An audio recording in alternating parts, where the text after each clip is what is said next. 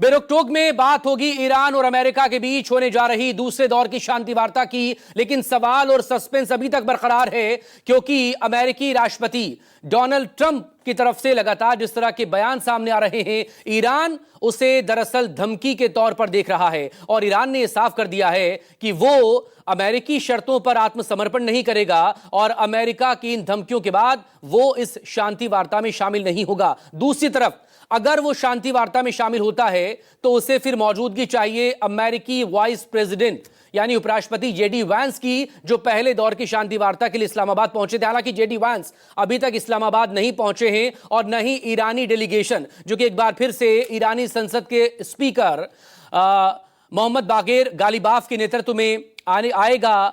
अगर वो आता है तो गालिबाफ भी दूसरी तरफ से ये साफ कह रहे हैं कि हमें जंग से डर नहीं लगता है, ईरान से समझौता होने तक नाकेबंदी नहीं हटेगी, ये डोनाल्ड ट्रंप कह रहे हैं। तो जवाबी पलटवार आया है ईरान की तरफ से। गालिबाफ कह रहे हैं कि आपकी धमकियों से हम भी डरते नहीं हैं और हम जंग के लिए तैयार हैं। लेकिन इस सब के बीच बिटवीन द लाइन अगर देखें तो एक जो नई बात कही गई है गालिबाफ की तरफ से वो ये कि ईरान नए पत्ते खोलने को तैयार हैं।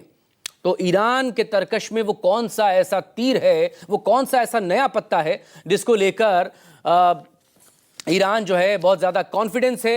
अपनी 10 सूत्री मांगों को लेकर ईरान अड़ा हुआ है। पहले ही वो साफ कर चुका है जो एनरिच्ड यूरेनियम है वो किसी भी सूरत में सरेंडर नहीं किया जाएगा, ना ही किसी तीसरे देश में वो भेजा जाएगा। वो एक पाक मिट्टी की तरह उसे मानता है। दूसरा ये कि अपनी जो मिसाइल कैपेसिटी है ईरान की वो भी किसी भी हद तक वो कम नहीं करेगा, ना वो अपने इस मिसाइल प्रोग्राम को रोकेगा। और तीसरा अहम बात जिसको लेकर ईरान अड़ा हुआ है वो ये कि तमाम उसके जो प्रॉक्सीज हैं उन्हें वो मदद देना बंद नहीं करेगा। अब ऐसे में बातचीत कैसे हो? दूसरी तरफ अमेरिकी राष्ट्रपति डोनाल्ड ट्रंप एक बार फिर से ये साफ कर चुके हैं कि 22 अप्रैल को यानी कि चंद घंटों के बाद जो सीज फायर की डेडलाइन खत्म होने जा रही है, सीज फायर की मियाद खत्म होने जा रही है, वो आगे नहीं बढ़ेगी और ईरान को समझौता करना ही होगा, वरना ईरान पर सबसे खतरनाक और बड़ा हमला हम करेंगे।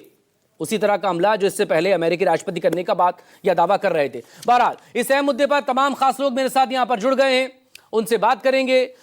मेरे वरिष्ठ सहयोगी संजीव त्रिवेदी से हम शुरुआत करेंगे। संजीव, ईरान और अमेरिका क्या एक साथ बातचीत की टेबल पर आएंगे इस्लामाबाद में? संशय इसलिए भी बरकरार है क्योंकि इधर जेडी वैंस की तरफ से उड़ान नहीं भरी गई इस्लामाबाद के लिए, दूसरी तरफ ईरान कह रहा है कि जेडी वैंस आएंगे तो ही बात होगी। वैसे तो फिलहाल वो बातचीत से इनकार कर रहा है क्योंकि अमेरिकी राष्ट्रपति डोनाल्ड ट्रंप लगातार धमकी भरे अंदाज में जो बात कर रहे हैं और खुद का अपर हैंड वो बता रहे हैं। संजीव, कैसे मुमकिन है बातचीत?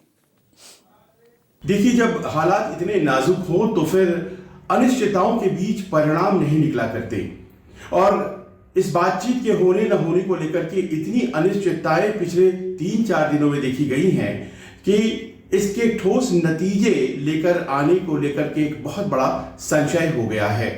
ये बातचीत होगी या नहीं होगी, इस बात को लेकर के बहुत ही कयास लगते रहे हैं। क्या अमेरिका से जेडी वांस आएंगे? अमेरिकी राष्ट्रपति कहते हैं नहीं आएंगे, बाद में व्हाइट हाउस कहता है कि वो आएंगे। और इस आने और नए आने के बीच में क्या वहां से प्रतिनिधिमंडल प्रस्थान कर चुका है, और अगर वो प्रस्थान कर चुका है तो वो किस रूट से कब तक पहुंचेगा, इस बारे में स्पष्ट जानकारी किसी के पास नहीं है। दूसरी तरफ इन्हीं अनिश्चितताओं का नतीजा है कि ईरान भी अपनी तरफ से कोई भी कमिटमेंट नहीं कर रहा है। आज की तारीख में ये ईरान की तरफ से भी अस्पष्ट है कि उसकी पार्टिसिपेशन, उसकी सहभागिता इस्लामाबाद राउंड 2 वार्ता में होने जा रही है या नहीं, या फिर होने जा रही है तो उसकी शर्तें क्या है, उसके कंडीशंस क्या है। हर बार इस तरह से एक संदेश दिया जा रहा है कि वो बातचीत करना नहीं चाहता है। तो ऐसे में जो प्रिंसिपल पार्टीज हैं वो अगर बातचीत को लेकर इतने उदासीन हैं तो फिर जाहिर है कि हम उस बातचीत पर अपने आप को कितना ज्यादा आशान्वित करें। पाकिस्तान की भूमिका भी अपने आप में बहुत महत्वपूर्ण हो जाती है क्योंकि एक मध्यस्थ के तौर पर पाकिस्तान वो वजन कैरी नहीं करता है जिसके जरिए वो तमाम देशों को ये कन्विंस कर सके, जो स्टेक होल्डर हैं इस पूरे मसौदे में, कि आपके लिए बातचीत ही बेहतर है और हम आपको एक प्लेटफॉर्म दे रहे हैं। कभी पाकिस्तान अमेरिका का संदेशवाहक बन जाता है और ईरान तक संदेश लेकर के जाता है, कभी वो मध्यस्थ की भूमिका में आकर के अपनी इंटरनेशनल स्टैंडिंग को बेहतर करना चाहता है। ये दोनों चीजें एक साथ नहीं हो सकती हैं और जाहिर है वहां पॉलिटिकल लीडरशिप एक्शन में नहीं है, उसका खामियाजा है, क्योंकि आसिम मुनीर साहब की अपनी सीमाएं हैं। अब ईरान की बात भी कर लेते हैं, वो बहुत जरूरी है, क्योंकि ईरान में अभी तक आप जो देख रहे थे, बावजूद इसके कि आपको ईरान बहुत ही टफ नजर आता है, वहां पर एक सॉफ्ट लाइन लेने वाले लोगों का वर्चस्व था। मैं बात कर रहा हूं राष्ट्रपति पेजेश्कियां की, मैं बात कर रहा हूं विदेश मंत्री अब्बास अराक्ची की, और यहां तक कि मैं बात कर रहा हूं स्पीकर गालिबाफ की। हालांकि वह हाल के दिनों में सबसे ज्यादा टफ नजर आए हैं, लेकिन दिक्कत यह है कि ईरान में इस त्रिमूर्ति को धीरे धीरे वहां की जो IRGC ने उसने रिप्लेस करना शुरू कर दिया है, और एक भावना बनी है ईरान में कि दरअसल ये त्रिमूर्ति बहुत ही सॉफ्ट है जहां तक अमेरिका से नेगोशिएशंस का सवाल है। लिहाजा नेगोशिएशन में अब IRGC को आगे आना पड़ेगा। और आपको जानकर यह आश्चर्य होगा कि आज की तारीख में इन सबसे ज्यादा पावरफुल आवाज अहमद वाहिदी की है, जो कि IRGC के प्रमुख है। यानी कि वहां एक नए तरह का रेजिम चेंज हुआ है। जिस रेजिम चेंज की कल्पना ट्रंप किया करते थे, वो एक नए तरह का रेजिम चेंज हो गया है, जिसमें कि नेगोशिएटर्स अपनी बात से पीछे हटने वाले नहीं हैं, और नेगोशिएटर्स एक टफ लाइन लेते हैं और उसे एक्चुअलाइज करने की कोशिश करते हैं, और ऐसे में जो बीच का रास्ता है वो कैजुअलिटी हो जाता है। अब देखिए, यहां तक अहमद वाहिदी साहब का सवाल है, वो दरअसल एक सैनिक हैं, और जाहिर है कि डिप्लोमेसी में वो कितने पारंगत है इस बारे में कोई जानकारी नहीं है, लेकिन वो चुन चुन कर लोगों को इस्लामाबाद की पहली वार्ता में पाकिस्तान भेजते नजर आए थे। और पाकिस्तान इस बार अगर डेलीगेशन कोई बातचीत है तो फिर वहां भी IRGC के लोग मौजूद होंगे जो बहुत टफ लाइन लेंगे। अमेरिका ने भी बहुत चीज़ों को आसान करने में मदद किया हो, ऐसा नहीं है कि गल्फ ऑफ ओमान में अगर आप जहाज पर हमला करेंगे ईरानी ध्वज वाले, तो फिर अगले दिन बातचीत कैसे हो पाएगी। जो ट्रंप ने स्टैंड लिया हुआ है, जरा भी पीछे नहीं हटना है, हम नाकाबंदी भी जारी रखेंगे और बातचीत भी करेंगे, और अगर आप बात नहीं करोगे तो फिर ये जो अगले 24 घंटे हैं इसके बाद आपके देश में न कोई एक ब्रिज बचेगा, न कोई पावर प्लांट बचेगा। तो इस तरह के अंदाज में कितनी बातचीत हो पाती है, ये एनीबॉडीज गेस हो सकता है। इन सब के बीच देखिए खामियाजा क्या है। खामियाजा ये है कि दुनिया की जो आर्थिक संकट है वो लगातार बढ़ती चली जा रही है, और ऐसा नहीं है कि अमेरिका या ईरान उससे प्रभावित नहीं है। ईरान के लिए आधार है उसके तेल निर्यात, और अगर वो नहीं हो पाएंगे, जिस तरह की नाकाबंदी लग गई है, तो फिर उसके लिए मुश्किलों का सबब है। वहीं अमेरिका के लिए उनके बाजारों को आप देख लें, चाहे वो नैस्डैक हो या डाउ जोन्स हो या S&P हो, सब गिरावट दर्ज कर रहे हैं, और वहां के आम निवेशकों को इसका नुकसान हो रहा है। दुनिया के बाजारों की भी देख लीजिए, चाहे वो लंदन का FTSE हो या फिर DAC हो या फिर फ्रांस के बाजार हो, सब जगहों पर यह पाया जा रहा है कि एक अफरा तफरी का माहौल है, और भारत भी इससे जुदा नहीं है। भारत को भी नुकसान हो रहा है। इसका अर्थ बड़ा सीधा हो जाता है कि ये जो लड़ाई है ये सबके लिए नुकसान का सौदा है। लेकिन क्या इसे ईरान और अमेरिका उस शिद्दत से समझ पा रहे हैं जितना कि प्रभावित लोग समझ रहे हैं? एक आम आदमी एक छोटे से देश में भी प्रभावित हो रहा है, और शायद वो बातचीत की तरफ निगाहें लेकर बैठा हुआ है। दिक्कत ये है कि क्या वो पात्रता सभी पार्टीज में है और मध्यस्थ में है कि इस बातचीत से वो ठोस नतीजे निकाल पाए? जी। तो यानी कि ये अभी तक फाइनल नहीं हो पाया है कि ये बातचीत होगी नहीं होगी, लेकिन सवाल इसी को लेकर है कि जो ईरान यहां पर कह रहा है, चाहे वो गालिबाफ हो या फिर अराक्ची हो, कि धमकी के साये में बातचीत नहीं हो सकती। बहरहाल एक बड़ी खबर आपको बता दें आगे बढ़ने से पहले, हॉर्मुज स्ट्रेट पर अमेरिका की नाकेबंदी जारी है। ब्लॉकेट किया हुआ है अमेरिका ने, और 27 जहाज अब तक उसने लौटा दिए हैं। ईरानी जहाजों को वापस लौटने पर उसने मजबूर कर दिया है। इस सबके बीच एक ईरानी कार्गो जहाज जो था उसे कब्जे में लिए जाने को लेकर जिस तरह की खबरें सामने आई थी, उसको लेकर भी ईरान बेहद नाराज यहां पर बताया जा रहा है। तो सवाल इसी को लेकर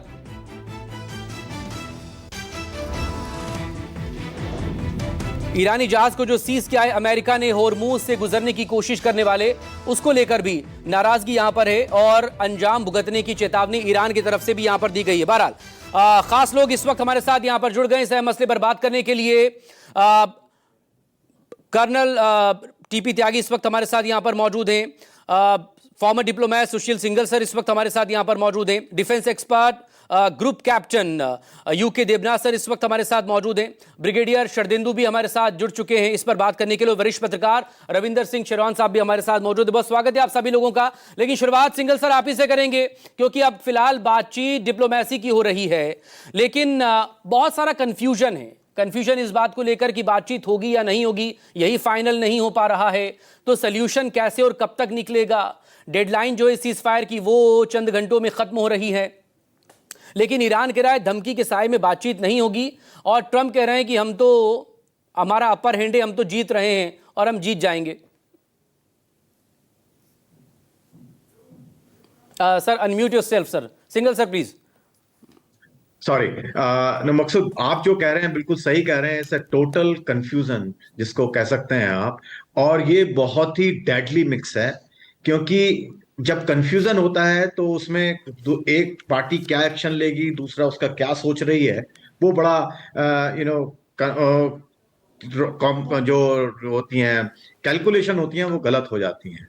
प्रेसिडेंट ट्रंप एक्चुअली मेरे को जो इसमें सब में लग रहा है कि जिस तरह से वो सोशल मीडिया का इस्तेमाल कर रहे हैं, और बराबर कोशिश उनकी ये है कि मैं अपर हैंड दिखाऊं, और ट्रूथ सोशल पे वो कुछ भी ट्वीट डाल रहे हैं। कभी कहते हैं कि जेडी वांस पहुंच चुके हैं, हवा में हैं, और इससे क्या हो रहा है कि जो ईरान ऑलरेडी जो विश्वास नहीं कर रहा है अमेरिका की किसी बात का, और प्रेसिडेंट ट्रंप जिस तरह से मीडिया में एक्ट कर रहे हैं, अपनी भाषणबाजी कर रहे हैं, उससे उसमें आग में जिसको घी बोलते हैं वो डल रहा है, और ईरान और ज्यादा कॉशियस हो रहा है कि बातचीत के लिए वो आए या ना आए, लेकिन और वो मसौदा क्या होगा जिस पर वो बातचीत होगी। क्योंकि प्रेसिडेंट ट्रंप एक तरफ कहते हैं कि सारी बातों पे समझौता हो चुका है, बातचीत, जबकि अभी उसका शायद ड्राफ्ट भी नहीं पहुंचा उनके पास में, और वो अपने ट्रूथ सोशल पे डाल देते हैं कि ईरान उनकी जो शर्तें हैं सबको वो मान गया है।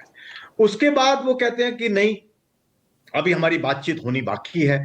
तो इस सब में क्या हो रहा है कि बिल्कुल जैसा आपने कहा कंफ्यूजन हो रहा है। उधर क्या है कि वहां पावर, ईरान में बहुत क्लियरली इस वक्त पावर स्ट्रगल चल रही है, और हार्ड लाइन इस वक्त हावी हो रहे हैं, जैसा कि वहां खबरें भी आ रही हैं कि वहां पर प्रदर्शन हो रहे हैं हार्ड लाइनर्स की तरफ से कि ईरान जो है झुकेगा नहीं, नहीं झुकना देना चाहते हैं हम अमेरिका के सामने।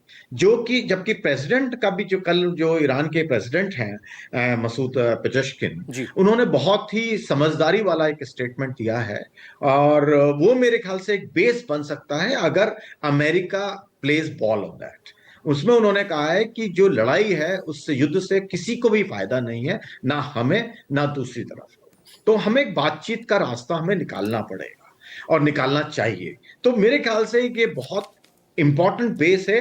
अगर प्रेसिडेंट ट्रंप उसको सीज करते हैं, वो एक बहुत बड़ा क्वेश्चन मार्क है मेरे लिए कि वो प्रेसिडेंट ट्रंप उसको समझ रहे हैं बात को या नहीं समझ रहे हैं, क्योंकि उन्हें केवल एक चीज चाहिए, विक्ट्री, कि वो ये कह सके कि मैंने ईरान को दबा दिया, ईरान ने हमारी शर्तें मान ली और अमेरिका जीत गया, जो कि ईरान नहीं देने को तैयार होगा, क्योंकि उनके अपने रिजीम का सर्वाइवल का भी सवाल है। और आईआरजीसी की पोजीशन बहुत हार्ड है इस पर, क्योंकि अगर वो छुपते नजर आ गए तो उनको फ्यूचर सर्वाइवल उनका मुश्किल नजर आ रहा है। लेकिन अनफॉर्चुनेटली प्रेसिडेंट ट्रंप उस बात को समझने को मेरे ख्याल से तैयार नहीं है, क्योंकि उनको केवल अपनी विक्ट्री नजर आ रही है इस सब में। तो अब जो बातचीत की बात आप जैसे बात कर रहे हैं कि जेडी वैंस आएंगे नहीं आएंगे, ईरानियन डेलीगेशन जाएगा नहीं जाएगा, जो मुझे लग रहा है वो ये है कि अगर जेडी वैंस एयर में होते हैं, और वो उनको 12 घंटे लगेंगे करीब पहुंचने के लिए पाकिस्तान, तो अगर वो एक्चुअल में चल पड़ते हैं तो मेरे ख्याल से ईरानियन डेलीगेशन भी आने के लिए तैयार होगा, उनके पास समय है। और कुछ इंडिकेशन ये आ रही है, कितनी सच है ये नहीं मालूम, कि जो सुप्रीम लीडर है उन्होंने ग्रीन सिग्नल दिया है, या तो जानबूझ के इस तरह की बात कही जा रही है ताकि अमेरिका पर प्रेशर आए, लेकिन ईरान मेरे ख्याल से कंसिलिएटरी मोड में, उसको यूज करना आई थिंक अमेरिका के ऊपर डिपेंड करेगा कि अमेरिका उसको किस तरह से इस्तेमाल करता है, उस कंसिलिएटरी मोड को। ये मेरे को लग रहा है। ब्रिगेडियर शरदेंदु, अब सवाल इसी को लेकर, सीज फायर लेबनान को लेकर भी हो, लेकिन बीते 24 घंटों में इजराइल की तरफ से फ्रेश अटैक साउथ लेबनान पर हुआ है।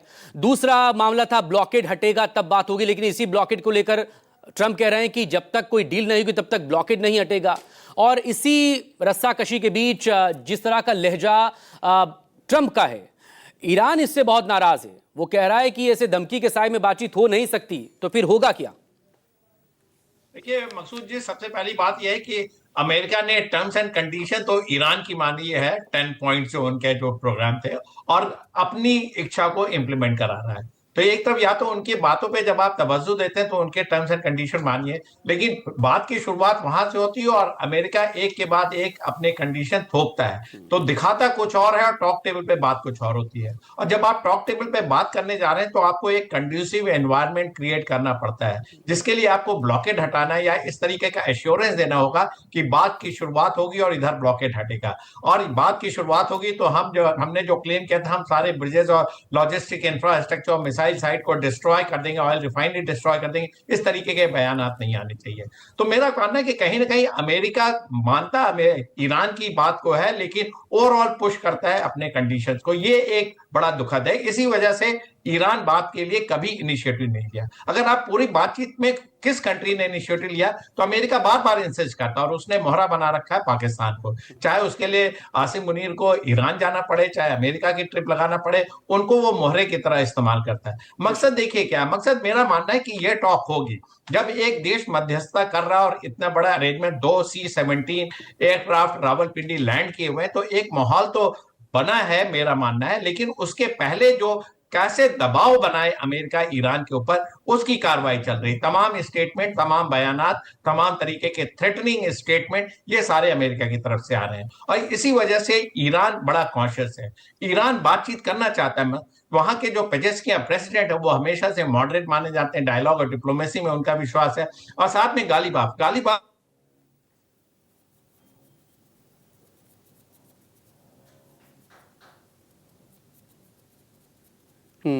सर कुछ टेक्निकल इशू है, आपकी आवाज मुझ तक नहीं पहुंच पा रही है। करेंगे जो अमेरिका चाहता है। या प्लीज, मेरा मानना है कि आवाज आ रही है? जी जी प्लीज कंप्लीट। हाँ, तो मैं ये कह रहा था कि अमेरिका इस तरीके के कंडीशन क्रिएट करता है कि ये टॉक आगे ना बढ़े। और टाइम देखिए, कल से देखिए सीज फायर की मियाद खत्म हो रही है। अगर सीज फायर खत्म होगा तो क्या फिर स्ट्राइक शुरू हो जाएगी? और उस सीज फायर का क्या जो लेबनान के अगेंस्ट इजराइल ने डिक्लेयर किया, तो वहां तो लगातार आप बमबारी कर रहे हैं। तो ओवरऑल सिचुएशन ये है कि मेरा मानना है कि टॉक होगी। जेडी वेंस या आएंगे जरूर, कुशनर है, स्टीव विटकॉफ है, और इधर से गालिबाफ के साथ हो सकता है अब्बास अराक्ची भी आए। इस तरीके की संभावनाएं लगाई जा रही हैं। और इस बार जो ईरान ने बोला है कि वो सरप्राइज करेगा, एक नए मसौदे को पेश करेगा, मेरा मानना है कहीं ना कहीं वो जेनेवा में उन्होंने जो न्यूक्लियर का स्टैंड दिया था जी, उसको वो लागू करने की कोशिश करेंगे, क्योंकि उन्होंने इसको पीसफुल पर्पसेस के लिए एग्री किया हुआ था। और पीसफुल पर्पसेस के लिए जब एग्री करते हैं तो आपको एक और अंडरटेकिंग देना पड़ेगा। शायद आप फर्दर एनरिचमेंट यूरेनियम का नहीं करेंगे। अगर करेंगे तो उसमें IAEA का दखल होगा, इंस्पेक्शन होगा, विजिट होगी। तो अगर इन बातों पे एक एग्रीमेंट बनता और एक तरीके का रिपेरेशन की जो बात हो रही है, ईरान के रीबिल्डअप की जो बात हो रही है, उसको भी कहीं ना कहीं इसके सामने रखा जाएगा। और अमेरिका को इसकी शुरुआत करनी पड़ेगी by gradually and slowly defreezing their assets. अगर उसको एक टाइम बाउंड प्रोग्राम के साथ डीफ्रीज करने की बात करते हैं, ये सारी चीजें पॉसिबल है, डिप्लोमेटिक चैनल पे ये होता है। अगर शुरुआत करते हैं तो एक अच्छा बिगनिंग होगा। लेकिन कहीं ना कहीं एक डिस्ट्रस्ट है पूरे इशू में। अमेरिका ईरान को बिल्कुल ट्रस्ट नहीं करता, क्योंकि वो नेतन्याहू की ज्यादा सुन रहा है और जियोपॉलिटिक्स जो मिडिल ईस्ट की उसको कम समझ रहा है। और ईरान कहीं ना कहीं सशंकित है कि वो टर्म्स एंड कंडीशन मान गया। तो अमेरिका ने जिस तरीके से फर्स्ट टॉक के समय 2 डिस्ट्रॉयर स्टेट ऑफ हर्मुज में घुसाए थे, वो स्टेट ऑफ हर्मुज में आगे आने वाले दौर में डोमिनेट करेगा, चाहे वो ओमान के थ्रू करे या किसी आइलैंड पे कब्जा करके करे।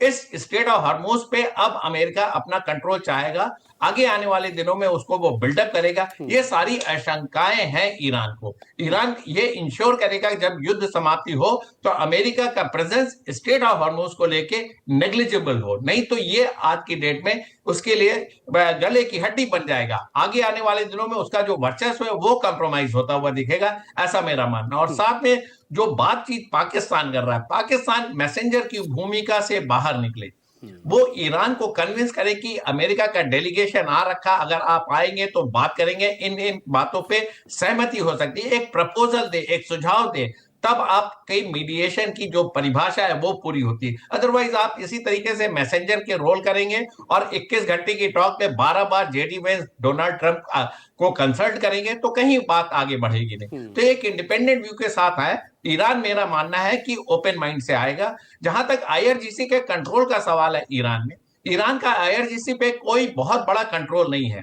उनके जो कंट्रोल होता है वो उनके धार्मिक नेता करते हैं। मुस्तफा खamenei अगर अयतुल्ला की उपाधि मिल जाती तो वो करेंगे और आईआरजीसी उनके अंडर काम करती है। तो एक जो नैरेटिव चलाया जा रहा है ईरान में कि आईआरजीसी सारे रिसोर्सेज को कंट्रोल कर रहा है, ऐसा नहीं है। आईआरजीसी ने मिलिट्री ऑपरेशन को कंट्रोल किया है, उसको डिसेंट्रलाइज किया है। किस तरीके से इंगेजमेंट करना है, किस तरीके से स्टेट ऑफ हार्मोज में सर्वेलेंस करना है, किस तरीके से अमेरिकन शिप को ट्रैक करना है, चाहे वो उसके लिए चाइना की मदद ले या रशिया की मदद ले, आज की डेट में आईआरजीसी टोटली मिलिट्री एक्शन कर रहा है। और साथ में उसके जो धार्मिक नेता से उसकी जो प्रॉक्सिमिटी है वो बनी हुई है। तो एक तरीके का नैरेटिव अमेरिका हमेशा चलाता है ईरान के बरखिलाफ। हर 6 महीने में प्रोटेस्ट, हर 6 महीने पे सत्ता परिवर्तन, हर 6 महीने पे धमकी। ये आगे आने वाले दिनों में नहीं चलेगा। ऐसा ईरान लेकिन एक सवाल वही बरकरार है कि अमेरिका या डोनाल्ड ट्रंप जो चाहते थे क्या वो हो पाया? क्योंकि पहला उनका ये था कि रिजीम चेंज करना, वो वहां पर नजर नहीं आ रहा है। इसके बाद लगातार इंटरनल जिस तरह से हालात वहां पर खराब करने की कोशिश थी, उधर कुर्दों को एंटर करने की कोशिश थी, इधर डायरेक्ट उसने जो एंट्री करने की कोशिश की थी, वो तमाम चीज़ों पर डोनाल्ड ट्रंप को मुंह की खानी पड़ी है। और उसके बाद अब एक बार फिर से जब आप बातचीत की टेबल पर लौट रहे हैं तो वो पहली मीटिंग में ही साफ कर दिया था ईरान ने कि जो आप जंग से हासिल नहीं कर पाए वो आप बातचीत से आप हासिल करना चाह रहे हैं, तो वो मुमकिन है नहीं। बहरहाल आप प्लीज मेरे साथ बने रहिएगा। एक बड़ी खबर इस वक्त आपको बता दें, अमेरिकी राष्ट्रपति डोनाल्ड ट्रंप की तरफ से एक बार फिर से ईरान को धमकी दी गई है। ट्रंप कह रहे हैं कि ईरान बातचीत करेगा, अगर डील नहीं हुई तो हम ईरान को बर्बाद कर देंगे। आज अमेरिका ईरान सीज फायर का आखिरी दिन है और वो कह रहे हैं कि ये डेडलाइन अब सीज फायर की तारीखें आगे बढ़ेगी नहीं और डील इसी में यहां पर तय होनी है। ग्रुप कैप्टन यूके देबनाथ, अमेरिकी राष्ट्रपति डोनाल्ड ट्रंप जिस तरह से लगातार बयान दे रहे हैं, क्या ये उनका सोशल मीडिया अपीयरेंस ज्यादा बड़ी रुकावट है, बार बार उनको ईरान का धमकाना इस शांति वार्ता में? और दूसरा है कि क्लैरिफाई करने के लिए तो आखिरकार उन्हें आना पड़ा कि नहीं वो फैसला उनका था हमला करने का, वो दरअसल नेतन्याहू के इशारे पर काम नहीं कर रहे हैं। Now UK Debnath sir. Maqsood ji, हो ये रहा है कि डोनाल्ड ट्रंप का जो इस तरह का बार बार एक गैर जिम्मेदाराना बयान आता है, ये हास्यास्पद तो है लेकिन थोड़ा सा दुख का भी विषय है। दुख का विषय ये है कि हर बार जब वो इस तरह का बयान दे देते हैं, वो ईरान के इस रिजॉल्व को और ज्यादा मजबूत कर देते हैं कि ईरान या तो बातचीत नहीं करेगा और अगर बातचीत करेगा तो भी एक हार्ड लाइन रुख अख्तियार करेगा। किसी भी इंटरनेशनल मुद्दे को डिस्कस करने के पहले 2-3 चीजें बहुत जरूरी हैं। उभय पक्ष एक दूसरे को क्रिटिसाइज नहीं करना चाहिए, नहीं करते हैं। उभय पक्ष एक दूसरे की थोड़ी बहुत तारीफ कर सकते हैं, करते हैं। सबसे बड़ी बात है उभय पक्ष ऐसे न्यूट्रल बयान कम से कम दे देते हैं कि हम बातचीत की तरफ बहुत आशावादी हैं, हम बहुत उत्सुक हैं कि बातचीत सफल हो जाए। लेकिन डोनाल्ड ट्रंप के इस बयान से आप यकीन मानिए कि अगर ईरान का डेलीगेशन अभी तैयार भी हो रहा था कि भाई कॉन्वॉय तेहरान एयरपोर्ट की तरफ बढ़ाएं, वो बोलेंगे भाई कॉन्वॉय को वापस ले जाओ, फिर से गेस्ट हाउस वापस चलते हैं। मकसूद जी, हो ये रहा है कि डोनाल्ड ट्रंप शायद अब चाहते हैं, शायद नेतन्याहू के दबाव में ये चाहते हैं कि अगले 24 घंटे के बाद कल शाम तक फिर से ईरान की बमबारी को चालू कर दें। इसका बहुत बड़ा कारण है कि डोनाल्ड ट्रंप अभी तक अपने डोमेस्टिक ऑडियंस को दिखा नहीं पाए हैं कि 40 दिन के युद्ध के बाद और इतनी सारे बातचीत के दौर के बाद उन्होंने हासिल क्या किया है। डेमोक्रेट्स तो उनके ऊपर हंस रहे हैं, रिपब्लिकन पार्टी में भी उनका जो सपोर्ट बेस है वो सोच रहा है कि हमारे प्रेसिडेंट कर क्या रहे हैं, उन्होंने हासिल क्या किया है। मिड टर्म इलेक्शन होने जा रहे हैं नवंबर में और रिपब्लिकन पार्टी का ये आकलन है कि अगर डोनाल्ड ट्रंप बहुत बड़ा कोई सक्सेस दिखाकर आउट नहीं हो जाते, इस युद्ध से बाहर नहीं निकल जाते एक सक्सेस रजिस्टर कराने के बाद, तो मिड टर्म इलेक्शन में रिपब्लिकन पार्टी को बहुत ज्यादा नुकसान होने वाला है। शायद डेमोक्रेट सारी की सारी सीटें ले जाएंगी। उसका सीधा इफेक्ट पड़ेगा 2028 के राष्ट्रपति इलेक्शन में।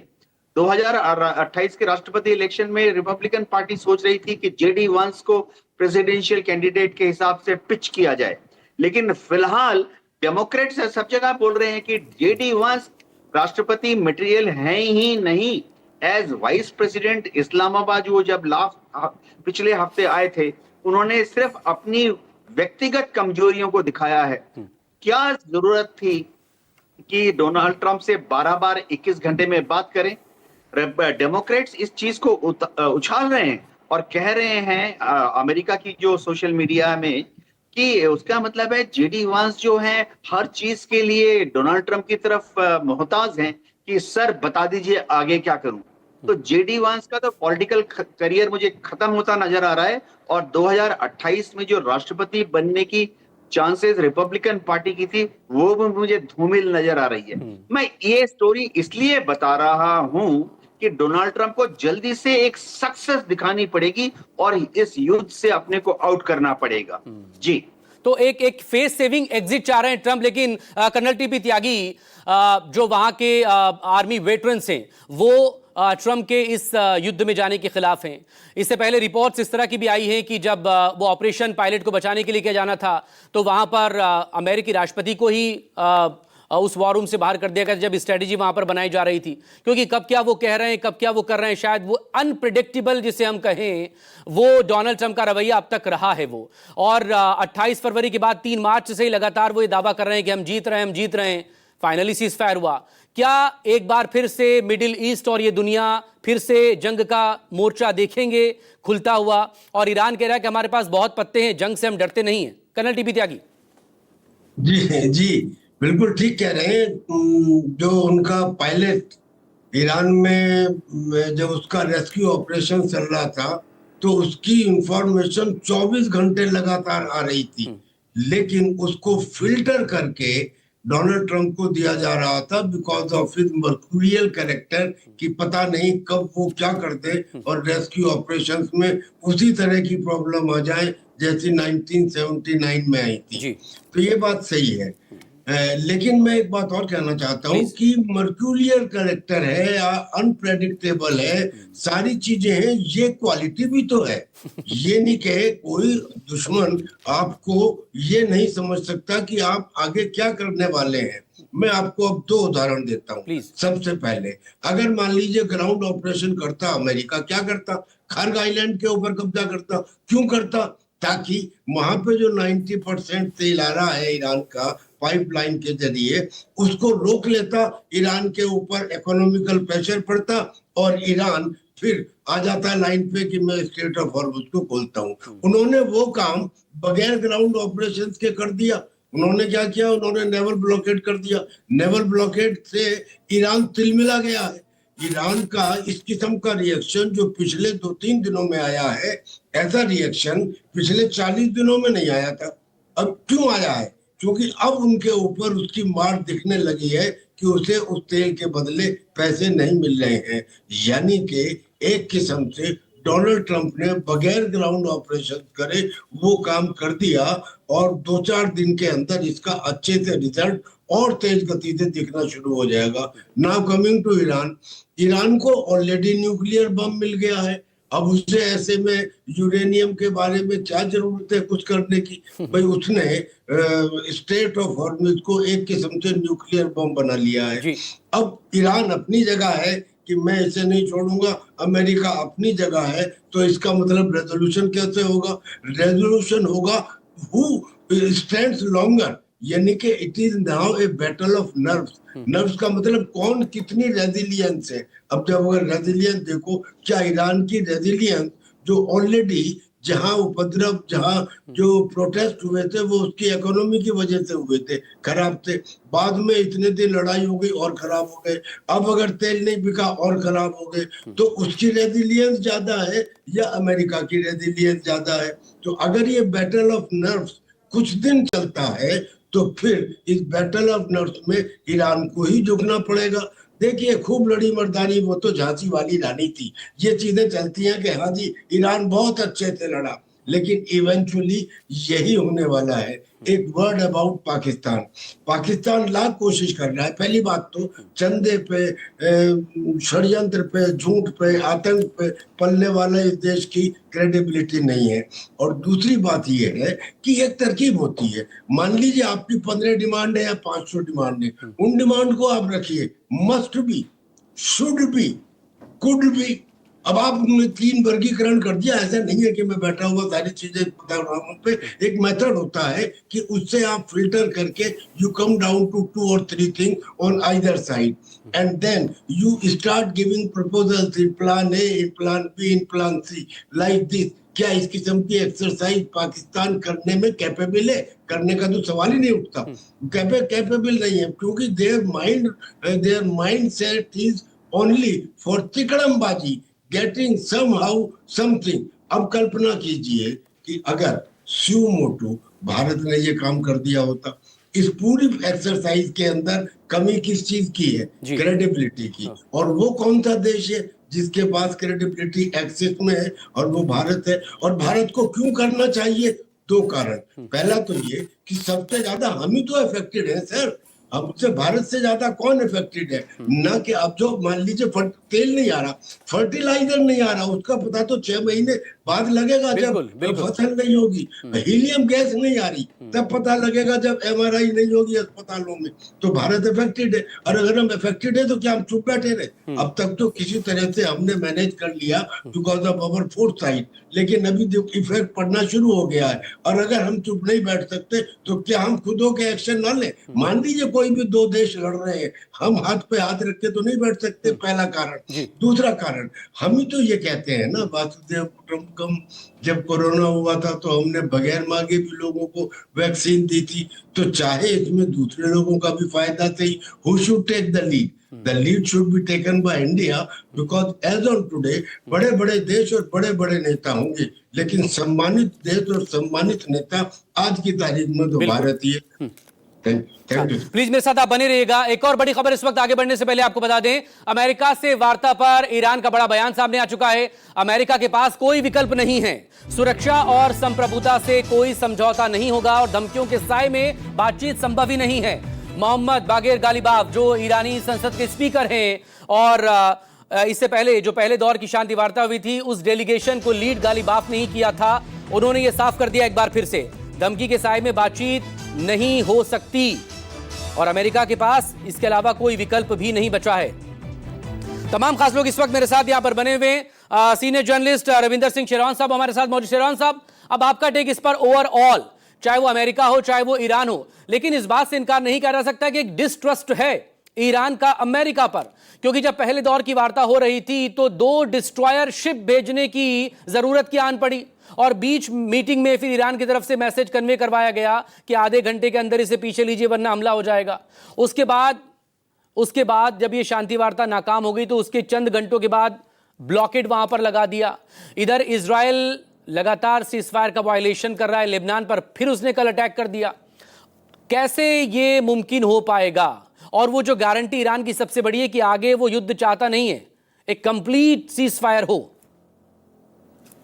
जी नमस्कार मकसूद भाई। देखिए मकसूद भाई, इस युद्ध में पहले दिन से लेकर आज तक जो सबसे ज्यादा कंसिस्टेंट चीज रही है ना, वो एक ही है, वो है ईरान और अमेरिका के बीच का डिस्ट्रस्ट। वो जो डिस्ट्रस्ट है वो आज भी उतना ही गहरा बना हुआ है जितना पहले दिन था।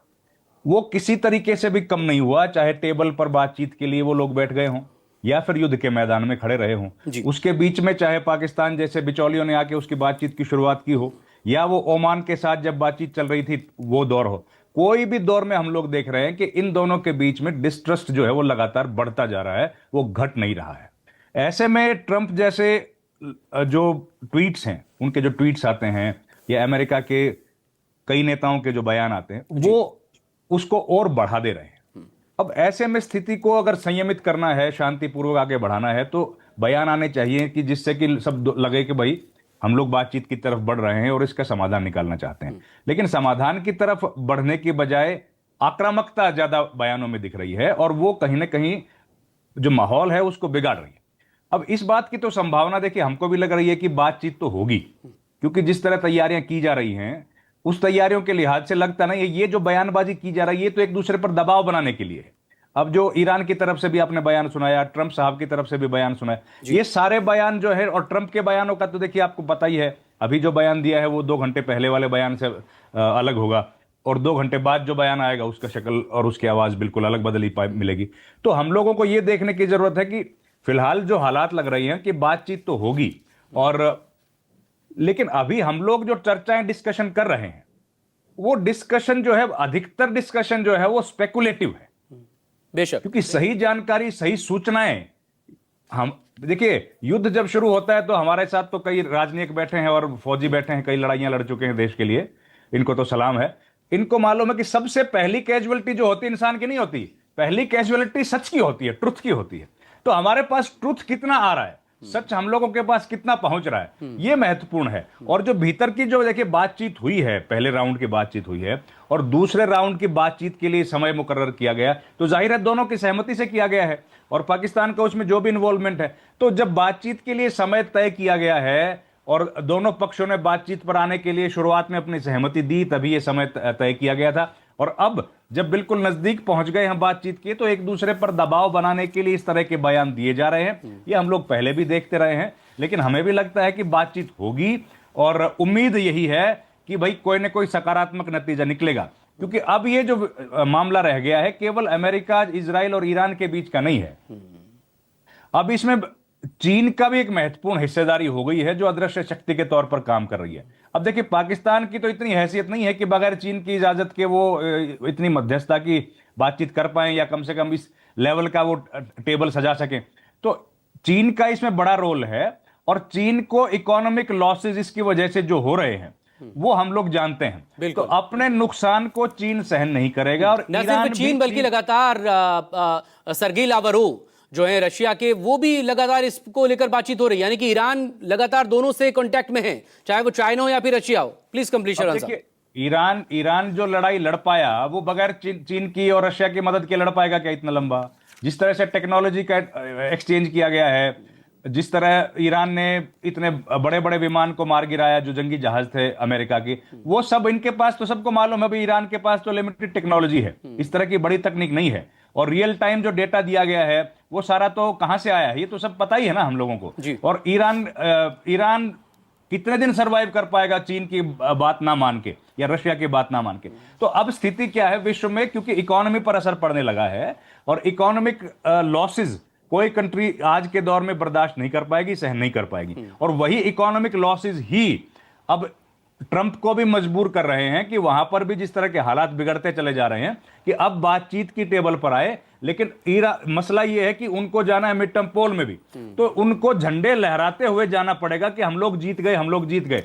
उसके लिए पूरा रास्ता निकाला जा रहा है। अब देखिए ईरान का तो मामला अलग है, ईरान को तो इस युद्ध से उनके लोगों का तो नुकसान हुआ, लेकिन बाकी तो ईरान ने तो कमाल ही कर दिया। ईरान की जो लोगों को जानकारी मिली ईरान के बारे में, ईरान ने एक पूरा नैरेटिव बदल दिया, युद्ध को लड़ने का एक तरीका बदल दिया। ईरान की जो शक्ति हम लोगों को जानकारी मिली, विज्ञान के मामले में उनका जो ताकत है वो हमको मिली। हम लोग तो ईरान के बारे में क्या समझते थे कि भाई ईरान तो ऐसा है जो महिलाओं पर जुल्म करता है, लेकिन एक बिल्कुल अलग उनकी जो है तस्वीर हम लोगों को देखने को मिली। पूरे विश्व में उनकी छवि जो है निखर के आई है। तो ईरान को तो बहुत लाभ हो गया इससे, इस लड़ाई से। लेकिन अमेरिका अब कम से कम ये जानना, ये कोशिश कर रहे हैं ट्रंप साहब कि हम लोग जब वापस लौटें तो सम्मानित तरीके से वापस लौटें, ताकि हम लोगों को बता पाएं कि भाई हम लोग तो युद्ध में जीत कर आ गए।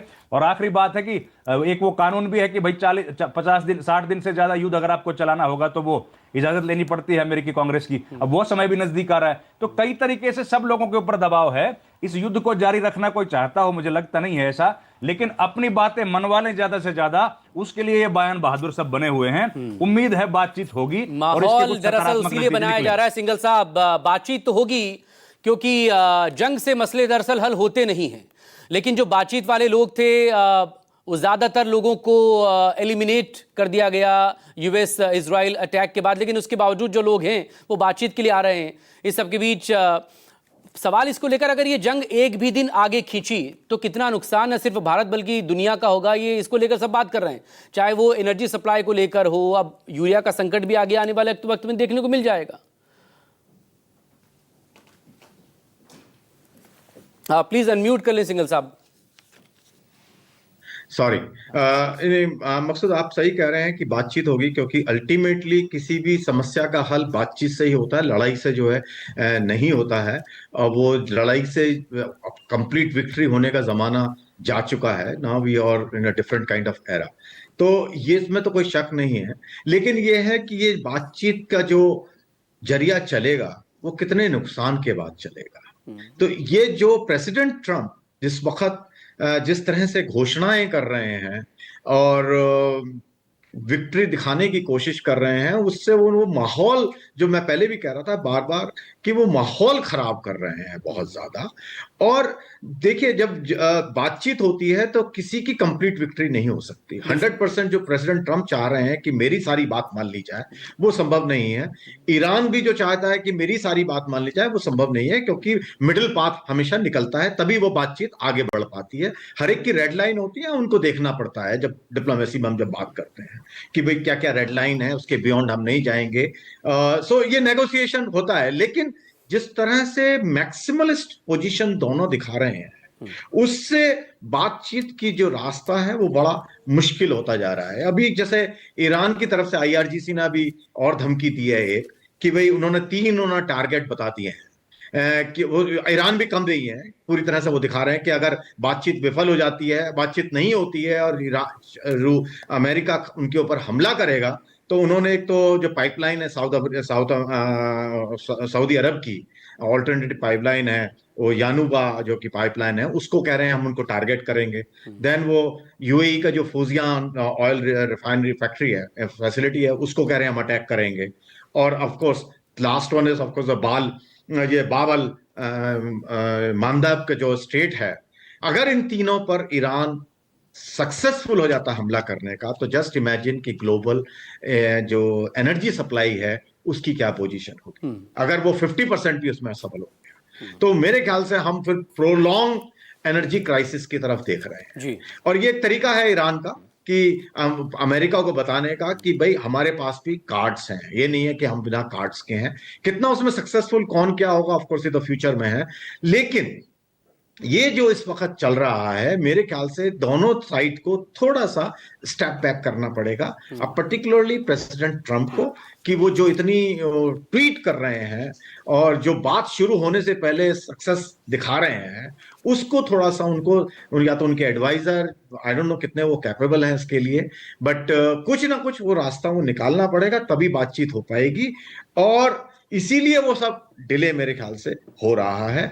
और JD वांस आ रहे हैं नहीं आ रहे हैं, अभी भी यही चल रहा है। हालांकि सोर्सेस कह रहे हैं कि Tuesday early in the morning वो फ्लाई करेंगे इस्लामाबाद के लिए, ऐसा सोर्सेस कह रहे हैं। अमेरिकी कि प्रेसिडेंट ट्रम्प तो कह चुके हैं कि वो ऑलरेडी एयर में है। ये भी एक समस्या है। लेकिन बाद तो में फिर वही कह रहे थे कि वो अंदर व्हाइट करा हाउस जाए। में मौजूद थे जब मीटिंग वहां पर चल रही थी। तो सर बहुत जी, शुक्रिया, जी, इस पर नजरें हमारी बनेगी। आप सभी लोगों का बहुत शुक्रिया, नजरें हमारी बनी रहेंगी। और सवाल इसी को लेकर, इस्लामाबाद शांति वार्ता पर जो संशय के बादल मंडरा रहे हैं वो कब छटेंगे, कब बातचीत होगी और बातचीत से क्या शांति आएगी, या उसके बाद एक और जंग का दौर देखने को मिलेगा।